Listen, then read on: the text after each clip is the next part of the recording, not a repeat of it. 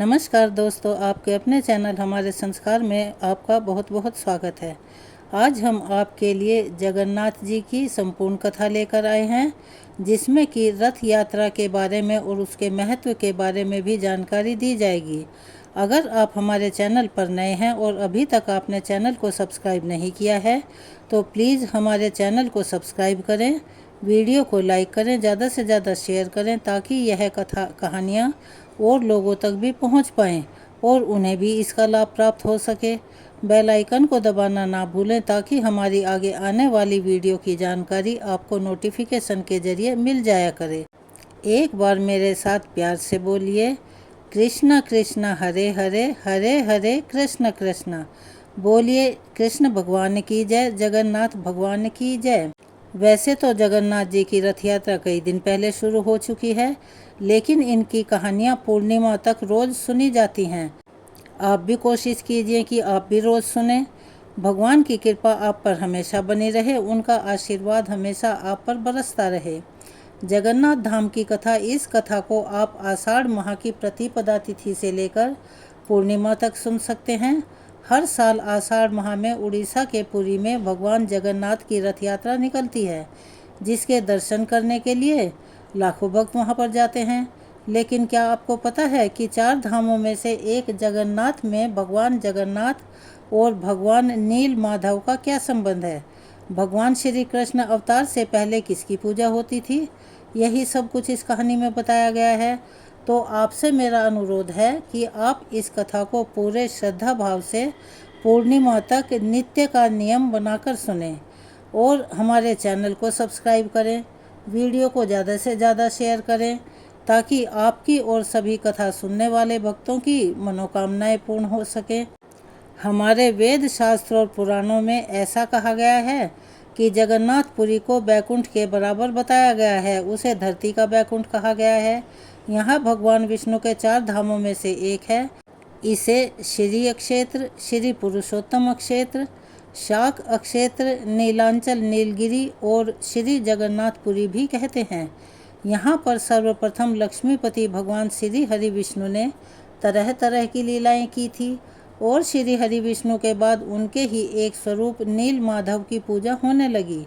आज हम जो 3 मूर्तियाँ देखते हैं, उससे पहले वहाँ पर एक मूर्ति होती थी जिसे नील माधव की मूर्ति कहा जाता था, और जो मूर्ति बहुत ही दिव्य और चमत्कारी थी।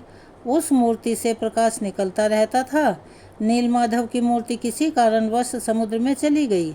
इसके बाद रामायण के उत्तरकांड के अनुसार भगवान श्री राम ने रावण के भाई विभीषण को अपने इक्ष्वाकु वंश के कुल देवता भगवान जगन्नाथ की आराधना करने को कहा। आज भी पुरी के श्री मंदिर में विभीषण वंश की परंपरा कायम है। पूर्व काल में श्री हरि विष्णु को यहाँ भगवान राम का रूप माना जाता था। द्वापर युग के बाद भगवान श्री कृष्ण पुरी में निवास करने लग गए और बन गए जगत के नाथ, यानी कि जगन्नाथ। भगवान जगन्नाथ अपने बड़े भाई बलभद्र और बहन सुभद्रा के साथ यहाँ विराजते हैं। यहाँ माता लक्ष्मी और श्री राधा जी की भी विराजमान हैं। यहाँ पर हनुमान जी सहित सभी देवी देवता विराजमान हैं।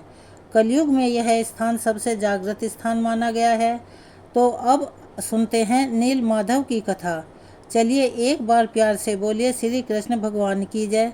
प्राचीन काल में मालवा प्रदेश के इंद्रधुम्न नाम के एक राजा रहते थे, जिनके पिता का नाम भारत और माता का नाम सुमति था।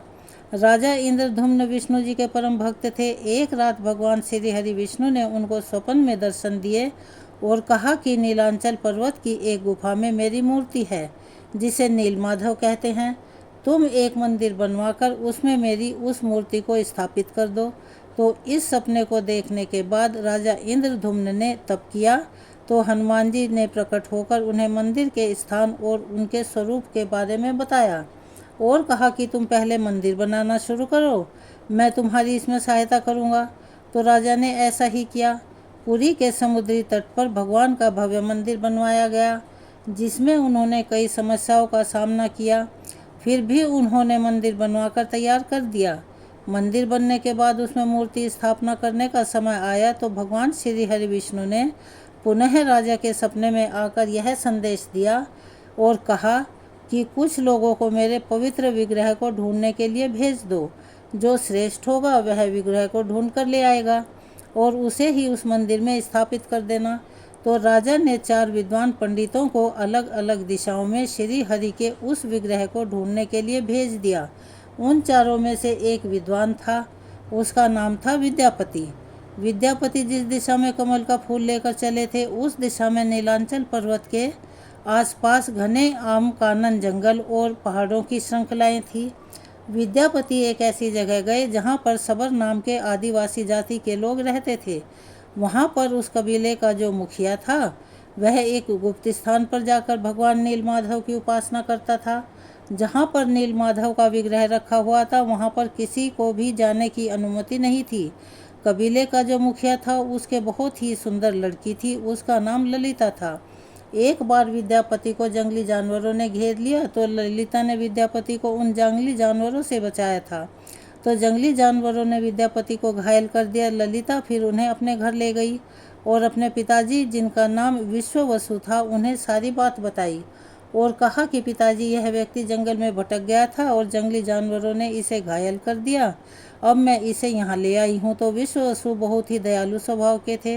उन्होंने विद्यापति को आश्रय दे दिया और घायल विद्यापति का उपचार कराने लगे और साथ ही कहा कि जब तुम अच्छी तरह से ठीक हो जाओ तो अपनी आगे की यात्रा शुरू कर देना।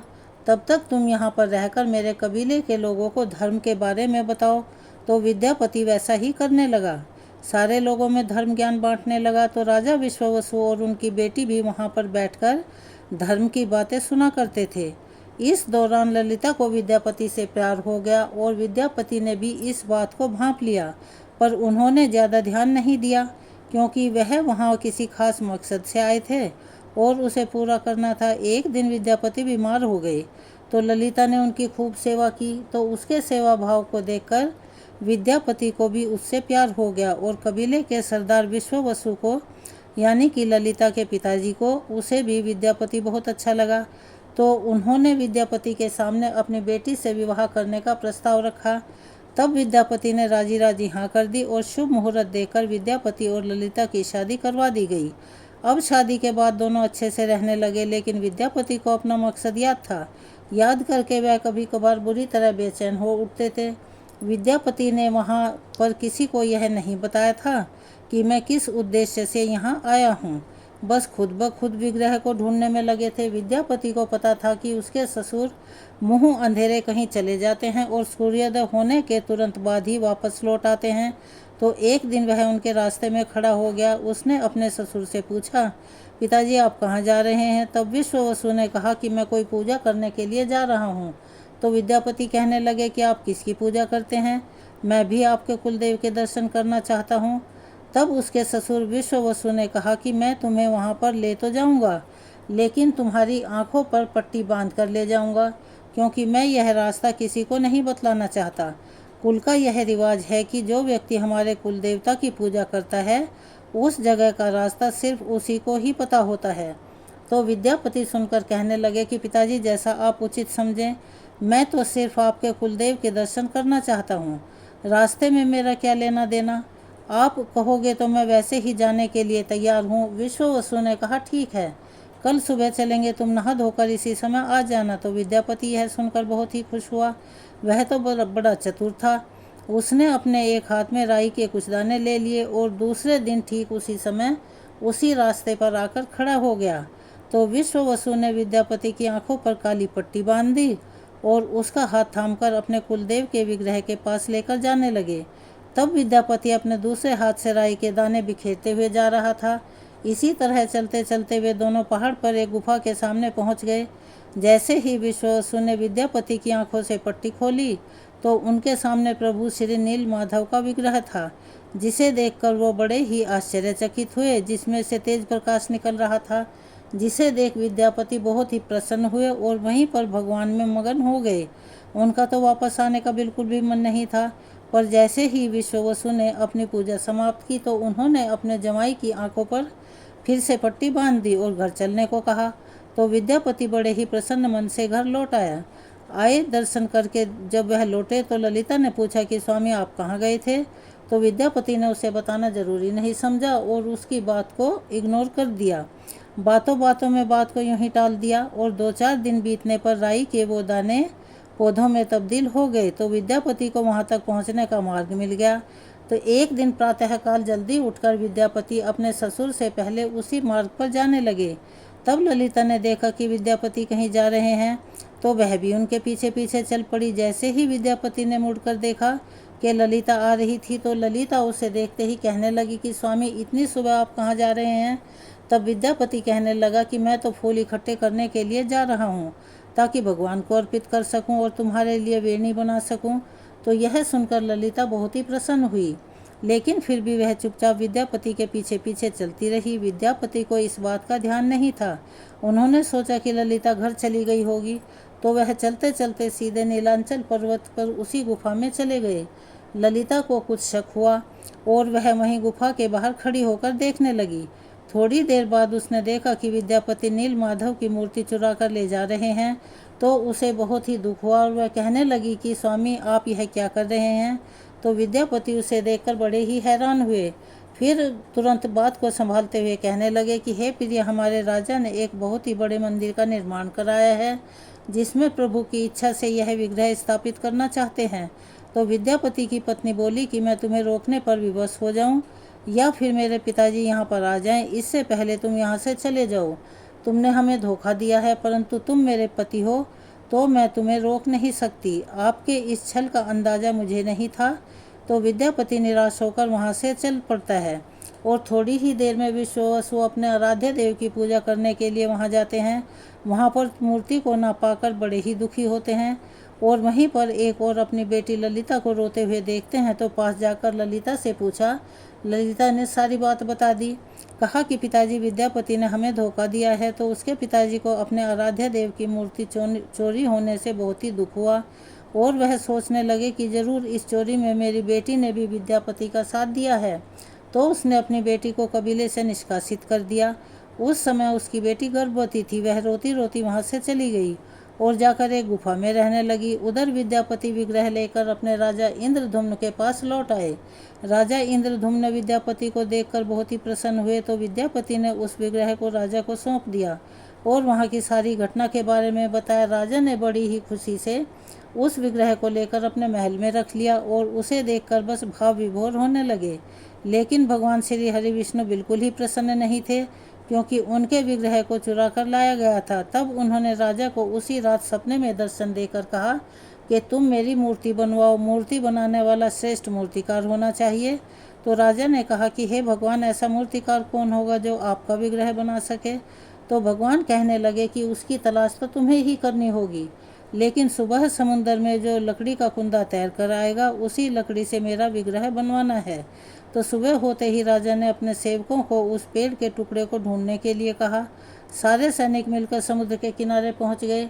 वहां देखा कि एक लकड़ी का कुंदा तैरकर आ रहा था, पर जैसे ही उस कुंदे को खींचा जाने लगा वह तो टस से मस भी नहीं हुआ। तब राजा ने अपनी सारी फौज बुला ली, फिर भी उस कुंदे को नहीं निकाल पाए। तो राजा को समझ में आ गया कि कुंदा टस से मस क्यों नहीं हो रहा है। तब राजा विद्यापति से कहने लगे कि हम उस विग्रह को चुरा कर लाए हैं, शायद भगवान इसीलिए नाराज हो गए। यह कुंदा तो तभी हिलेगा जब हम नील माधव के अनन्य भक्त विश्ववसु को बुला कर लाएंगे। वह हाथ लगाएंगे तभी यह कुंदा बाहर आएगा। तब राजा विद्यापति को लेकर विश्ववसु से मिलने के लिए चल पड़े। दोनों जैसे ही वहां पर पहुंचे तो देखा कि राजा विश्ववसु बुरी तरह से रो रहे हैं और उन्होंने अपनी बेटी को घर से निकाल दिया है। तो ललिता को वहां न पाकर विद्यापति बड़े दुखी हुए। राजा ने हाथ जोड़कर विश्ववसु से कहा कि मूर्ति चुराने में आपके दामाद का कोई हाथ नहीं है। इन्होंने तो सिर्फ मेरी आज्ञा का पालन किया है, इसीलिए आपका चोर मैं हूँ। आप जो चाहे सजा दे दें। तो राजा की बात सुनकर विश्ववसु हाथ जोड़कर खड़ा हो गया और कहने लगा कि प्रभु, हमारे कुलदेव के विग्रह को चोरी करके आपने अच्छा नहीं किया। तब राजा इंद्रधुम्न ने उन्हें सारी बात बताई और कहा कि जो आपके कुल देवता का विग्रह है, मैं चाहता हूँ कि सारी जनता उसके दर्शन करे, इसीलिए मैं इस विग्रह को खूब बड़ा बनवाना चाहता हूँ। इसके लिए हमें आपकी सहायता चाहिए, क्योंकि भगवान श्री हरि विष्णु ने सपने में दर्शन देकर इस मूर्ति को बनवाने के लिए बोला है। तो सारी बात सुनकर विश्ववसु राजा के साथ चलने को तैयार हो गया। विद्यापति ने अपने ससुर से ललिता के बारे में पूछा तो उसके ससुर ने बताया कि मैंने तो उसे उसी दिन हमारे समाज से निष्कासित कर दिया था और पहाड़ पर वह एक गुफा में रहती है। तो उसे साथ लेकर चले और वह चारों उस कुंदे के पास आए। जैसे ही विश्ववसु ने उस कुंदे को हाथ लगाया तो वह हाथ लगाने मात्र से ही अपने आप तैरकर बाहर आ गया। अब बारी थी मूर्ति बनाने की, तो वहाँ पर लाखों कारीगर आए।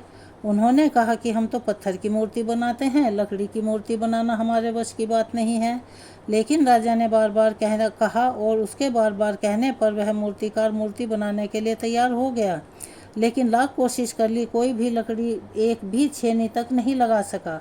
फिर राजा चिंतित हो गए। तभी 3 लोगों से कुशल कारीगर भगवान विश्वकर्मा एक बूढ़े व्यक्ति का रूप धारण करके आए और उन्होंने राजा से कहा कि मैं नील माधव की मूर्ति बना सकता हूँ, लेकिन मेरी एक शर्त है कि मैं 21 दिन में मूर्ति बनाऊंगा और अकेले में बैठकर बनाऊंगा। जब भी मैं मूर्ति बनाऊं तो मुझे बनाते हुए कोई ना देखे और कोई मेरे पास भी ना आए। राजा ने उसकी शर्तों को मानकर एक कमरा उन्हें मूर्ति गढ़ने के लिए दे दिया। अब उस कमरे को बंद करके वह बूढ़ा आदमी मूर्ति बनाने लगा। लगातार वहां से आरी, छेनी, हथौड़ी आदि की आवाज़ें आती रहती। राजा इंद्रदुम्न की पत्नी थी रानी गुंडीचा। वह अक्सर कमरे के कान लगाकर सुना करती थी। तो एक दिन जैसे वह सुन रही थी तो अंदर से कोई भी आवाज़ नहीं आई तो उसे घबराहट होने लगी। उसने सोचा कि बूढ़ा आदमी है, खाता पीता कुछ नहीं, आज के कितने दिन हो गए हैं अपने आप को बंद किए हुए, कहीं उसे कुछ ना हो गया हो। तो उसने दरवाजे को खोल दिया। जैसे ही कमरा खोला वह बूढ़ा आदमी गायब हो गया और उसमें 3 मूर्तियां अधूरी पड़ी थी। भगवान नील माधव और उनके भाई के हाथ बने थे लेकिन टांगे नहीं बनी थी, जबकि सुभद्रा के हाथ पांव बनाए ही नहीं गए थे। राजा को यह देखकर बहुत दुख हुआ, पर उन्होंने भगवान की इच्छा मानकर इन्हीं अधूरी मूर्तियों को वहां पर स्थापित करा दिया। कहा जाता है कि तब से लेकर आज तक तीनों भाई बहन इसी स्वरूप में विराजते हैं। तो इसी तरह भगवान विष्णु नील माधव के रूप में वहां पर अवतरित हुए और सब जनजाति के परम पूज्य देवता बन गए। यह थी नील माधव और जगन्नाथ भगवान के संबंध की कहानी। अब सुनते हैं कर्माबाई की खिचड़ी की कहानी, क्योंकि इस कहानी को भी इन दिनों में अवश्य ही सुना जाता है और सुनने से बहुत ही लाभ प्राप्त होता है। यह बहुत शुभदायी होती है। तो चलिए एक बार प्यार से बोलिए, कर्माबाई की जय, श्री कृष्ण कन्हैया की जय। एक बार कर्माबाई नाम की एक महिला रहती थी।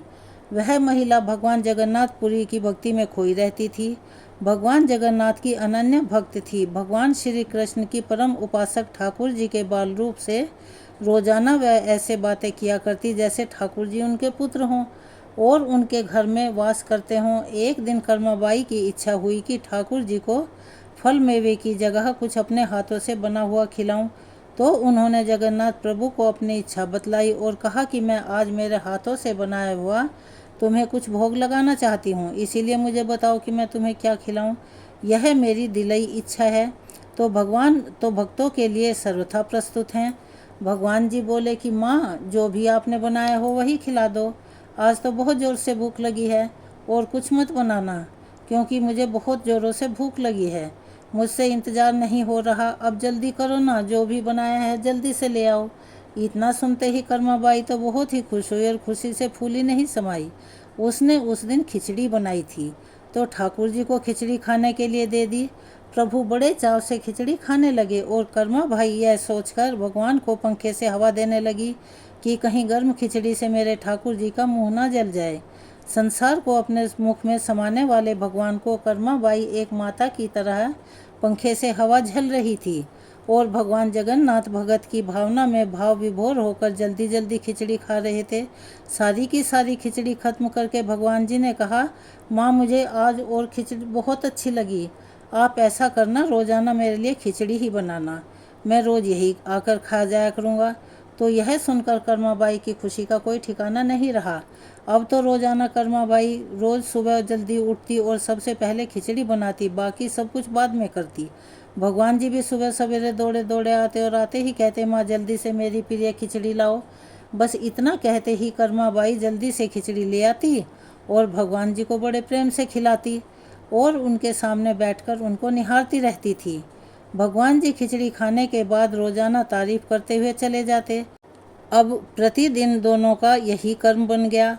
भगवान सुबह सुबह आते, भोग लगाते, माँ की तारीफ करते और फिर चले जाते। एक बार की बात है कि एक महात्मा कर्माबाई के घर आया और विनम्र स्वर में कहने लगा, माताजी, मैं आपके घर पर एक रात विश्राम करना चाहता हूँ। सुबह जल्दी चला जाऊँगा। तो कर्माबाई ने कहा कि कोई बात नहीं, ठीक है, हाथ मुँह धो लो और भोजन करो, सुबह चले जाना। तो महात्मा जी ने देखा कि कर्माबाई ने बड़ी ही श्रद्धा भाव से सेवा की है। वह कर्माबाई की अतिथि सेवा, भक्ति सेवा देखकर बहुत ही प्रसन्न हुए। लेकिन यह क्या, जब सुबह महात्मा जी उठे तो देखा कि कर्माबाई सुबह जल्दी जल्दी उठकर सबसे पहले खिचड़ी बना रही है। तो महात्मा जी तो नाराज हो गए और कहने लगे कि माता जी, आप यह क्या कर रही हैं? बिना नहाए धोए रसोई घर में घुस गई और भोजन बना रही हैं, यह सही नहीं है। एक महिला को बिना नहाए धोए रसोई में कभी भी प्रवेश नहीं करना चाहिए। आपको सबसे पहले नहा धोकर पूजा पाठ करनी चाहिए। लेकिन आपको तो अपने पेट की चिंता सता रही है, पूजा पाठ कब करें? तो कर्माबाई बोली कि क्या करूं महाराज, संसार जिस भगवान की पूजा अर्चना कर रहा होता है वही सुबह सुबह भूखे हो जाते होंगे। यही सोचकर मैं सब कुछ छोड़ छाड़ कर पहले उनके लिए खिचड़ी बनाती हूँ, ताकि वो खा पी कर पूजा अर्चना के लिए मंदिर में आराम से बैठ जाएं। हे महाराज, मुझे तो भगवान के भूख की चिंता है, मुझे मेरे पेट की चिंता नहीं है। तो यह सुनकर महात्मा जी कर्माबाई को समझाने लगे कि माता जी, तुम भगवान को अशुद्ध कर रही हो। अब से ऐसा करना कि सुबह पहले स्नान करना, उसके बाद में रसोई की साफ सफाई करनी, पूजा पाठ करनी है और उसके बाद में भगवान के लिए भोग तैयार करना है। इस तरह साधु महाराज कर्माबाई को समझाकर चले गए। तो कर्माबाई ने दूसरे दिन से जैसा साधु महाराज ने कहा था वैसा ही किया। जैसे ही सुबह हुई, भगवान आए और बोले कि माँ, मैं आ गया हूँ, खिचड़ी लेकर आओ। तो कर्माबाई ने कहा कि प्रभु, एक बार रुको, मैं स्नान कर रही हूँ। थोड़ी देर बाद भगवान ने फिर आवाज़ लगाई कि माँ जल्दी करो ना, मेरे मंदिर के पट खुल जाएंगे तो मुझे फिर भागना पड़ेगा। वह फिर बोली कि अभी एक बार रुक जाओ, मैं रसोई की सफाई कर रही हूँ। भगवान सोचने लगे कि आज माँ को क्या हो गया है, ऐसा तो पहले कभी नहीं हुआ, लगता है आज तो भूखा ही जाना पड़ेगा। यही सोचकर खिचड़ी का इंतजार कर रहे थे। कर्माबाई ने पहले स्नान किया, उसके बाद रसोई की सफाई की, उसके बाद में खिचड़ी बनाई। खिचड़ी बनते ही भगवान को आवाज़ देकर खिचड़ी परोस दी। तब भगवान ने जल्दी जल्दी खिचड़ी खाई, परंतु आज की खिचड़ी में रोज वाले भाव का स्वाद नहीं आया। फिर भी उन्होंने जल्दी जल्दी खिचड़ी खत्म की और बिना कुछ बोले जल्दी जल्दी से बिना पानी पिए ही मंदिर की ओर भाग पड़े। बाहर निकलते ही भगवान ने जब साधु महात्मा को देखा तो वह समझ गए कि अच्छा, यह बात है। अब मेरी समझ में आई कि मेरी माँ ने आज खिचड़ी बनाने में इतनी देर कैसे की। पहले स्नान, रसोई घर की सफाई, पूजा पाठ की पट्टी इसी साधु महात्मा ने पढ़ाई होगी। यह सब कुछ सोचते हुए भगवान जी जल्दी से जाकर मंदिर में बैठ गए। पूजा पाठ का टाइम हो चुका था। ठाकुर जी के मंदिर के पुजारी ने जैसे ही मंदिर के पट खोले तो देखा कि भगवान के मुख पर तो खिचड़ी लगी थी। पुजारी जी बोले, प्रभु जी, यह खिचड़ी आपके मुख पर कैसे लग गई? तो पुजारी की बात सुनकर भगवान ने कहा कि पुजारी जी, अब मैं आपसे क्या छुपाऊं, मैं रोज़ाना मेरी कर्मा के घर खिचड़ी खाकर आता हूँ। रोज़ाना तो जब मैं कर्मा बाई के घर जाता था तो मुझे खिचड़ी बनी हुई तैयार मिलती थी, लेकिन आज मैं खिचड़ी खाने के लिए गया तो माँ ने कहा कि मैं पहले स्नान करूँगी, उसके बाद मैं रसोई की सफाई करूँगी, पूजा पाठ करूँगी, उसके बाद में खिचड़ी बनाऊँगी। तो मेरी माँ ने इतने सारे काम करके उसके बाद में खिचड़ी बनाई और मैं वहाँ पर बैठा बैठा इंतज़ार कर रहा था। इसी वजह से मुझे देरी हो गई और मैंने जल्दी जल्दी खिचड़ी खाई और बिना मुंह धोए जल्दी से मंदिर में आ गया। आप मेरे लिए एक काम करो, उस गांव में जाओ, वह साधु महात्मा अभी तक वहीं पर रुका हुआ है, उसको समझाओ उसने मेरी माँ को क्या गलत पट्टी पढ़ाई। कर्माबाई मेरी माँ है। एक माँ को अपने बच्चे को खाना खिलाने से पहले स्नान करने की कोई ज़रूरत नहीं होती। आप महात्मा को जाकर कहो कि आपने एक माँ को अपने बेटे के लिए ऐसी गलत पट्टी कैसे पढ़ाई। तो भगवान जी के कहे अनुसार पुजारी जी उस गांव में गए और जाकर महात्मा जी से सारी बातें कही कि भगवान तो भाव के भूखे हैं और यह कर्माबाई है तो भगवान जी की माँ है। यह सुनकर महात्मा जी घबराए और जल्दी से कर्माबाई के पास गए और जाकर कहा कि माता जी, माफ़ कर दो, यह नियम धर्म तो हम संतों के लिए है। आप तो जैसे पहले खिचड़ी बनाती थी वैसे ही बनाएं। आपके भाव से ही ठाकुर जी खिचड़ी खाते रहेंगे। तो यह सुनकर कर्माबाई बहुत ही खुश हुई, क्योंकि उस दिन जब साधु महाराज के कहे अनुसार कर्माबाई ने खिचड़ी बनाई थी और भगवान ने जल्दी जल्दी खाई और बिना पानी पिए चले गए, तो इस बात का कर्माबाई को बहुत ही अफसोस था। वो बस पूरा दिन यही सोच रही थी कि कहीं मेरे भगवान का मुंह ना जल गया हो, क्या पता भरपेट खिचड़ी खाई थी या नहीं, या ऐसे ही भूखे चले गए, रात को नींद कैसे आई, बस इसी तरह विचार कर रही थी। तो दूसरे दिन कर्माबाई ने सुबह उठते ही सबसे पहले खिचड़ी बनाई और भगवान की राह देखने लगी। तभी भगवान जी आए और बोले कि माँ जल्दी से खिचड़ी लाओ, बहुत जोरों की भूख लगी है। तो कर्माबाई ने हमेशा की तरह बड़े ही प्यार से, बड़े स्नेहपूर्वक भगवान जी को खिचड़ी परोसी और पंखे से हवा झलने लगी।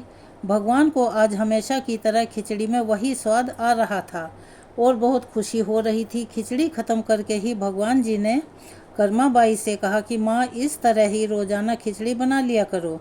कल तो आपने ना जाने क्यों देरी कर दी, मेरा तो पूरा पेट ही नहीं भरा, मैं सारा दिन भूखा बैठा रहा।